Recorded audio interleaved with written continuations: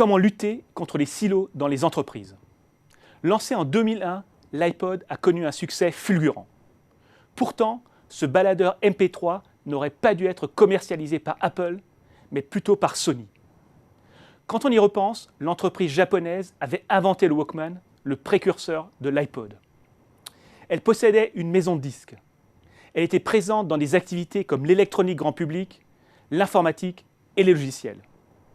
Pourtant, il fallut attendre 2003 pour que Sony lance un concurrent de l'iPod, le Sony Connect. Ce produit ne connut pas un grand succès, et c'est un euphémisme. Il fut retiré du marché en 2007. Les déboires de Sony s'expliquent par un phénomène très courant dans les entreprises, le fonctionnement en silo. Les différentes entités de Sony se considéraient plus comme des concurrents que comme des partenaires. Pour un projet transversal comme le Connect, l'incapacité des différentes divisions de Sony à travailler ensemble s'est révélée fatale. Les entreprises auraient beaucoup à gagner d'un fonctionnement plus collaboratif. Mais ce n'est pas non plus la panacée. Avant de se lancer à corps perdu dans la destruction de leurs silos, elles devraient se poser 3 questions. Quel projet bénéficierait vraiment de plus de collaboration? Le fonctionnement collaboratif est très coûteux. La collaboration ne se justifie donc pas pour tous les projets.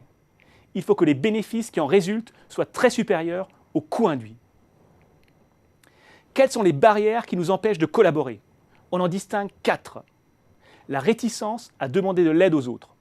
La réticence à apporter de l'aide aux autres. L'incapacité à identifier ceux qui pourraient nous aider et l'incapacité à travailler avec ceux qui pourraient nous aider. Notons que les 2 premières barrières s'expliquent par un manque de motivation pour la collaboration et que les 2 dernières barrières s'expliquent plutôt par une incapacité à collaborer. Comment surmonter ces barrières? Selon le type de barrière, 3 techniques peuvent être utilisées. La première technique consiste à formuler un objectif commun à toute l'entreprise. Par exemple, la volonté de battre Boeing a longtemps été utilisée par les dirigeants d'Airbus pour inciter les différentes entités de l'entreprise à collaborer. Mais cela ne suffit pas.